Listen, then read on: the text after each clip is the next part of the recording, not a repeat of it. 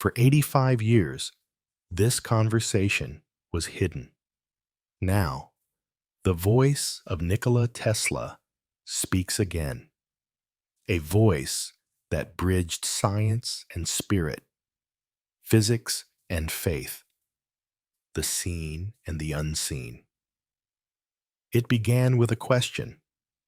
Mr. Tesla, do you believe death is the end? Tesla leaned back, his hands folding, his eyes reflecting the glow of invisible currents. No, death is not an end. It is a shift in vibration, a return to the source from which we came. Energy, as I have learned, is never destroyed. It only changes form. The body fades, but the pulse behind it, the essence of life, moves onward. The interviewer, intrigued, pressed further. But where does this energy go? Tesla's gaze lifted. Imagine a great river. Each soul, each life is like a drop returning to the ocean. The energy disperses into the ether, the boundless sea that feeds all existence. It is not a place in the traditional sense, but a state, a resonance. He paused, almost as if hearing something the interviewer could not.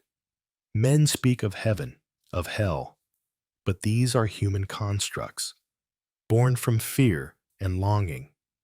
The universe holds no judgment. It flows endlessly.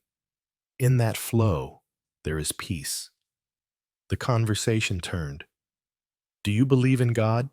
Tesla's voice softened. I do not believe in a God who sits upon a throne and passes sentences. I believe in a force, a light, that pervades all things. It does not command or punish. It exists.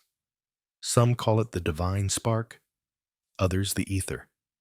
To me, it is the foundation upon which all reality rests. He leaned closer. Electricity, magnetism, gravity, all of these are expressions of that force. What we call natural laws are merely the echoes of a deeper, universal order. The interviewer, astonished, asked, Have you witnessed this force? Tesla nodded. I have seen it in the language of light, in patterns within vibrations, in harmonics that cross the boundaries of what we call matter. During my experiments, I observed currents not of this earth. Beams of force so subtle they passed through the walls as if nothing were there. They spoke, not in words, but in symmetry. He smiled faintly. I once said, if you wish to understand the universe, think in terms of energy, frequency, and vibration. It is the code of creation itself. And life after death? The interviewer asked, barely a whisper. Tesla's expression grew serene. Life does not end. It transforms. Just as light bends through a prism, splitting into colors unseen by the eye, so too does the soul pass through the prism of death. It changes wavelength, yet remains part of the spectrum. A person is not confined to flesh and bone. The essence, the vibration, continues in ways beyond human perception. He added quietly, I once heard the hum of the stars. That hum is the same in you and me. The interviewer, fascinated, asked about the future. Do you believe humanity will unlock these mysteries? Tesla's eyes darkened with contemplation. Humanity has always reached outward. Machines, war, conquest. But the answers lie inward. Within the silence, the resonance of thought and heart. When mankind learns to listen to the quiet frequencies of the universe, to align with them instead of bending them, we will see progress not of destruction, but of harmony. He stood slowly, pacing near his diagrams and coils.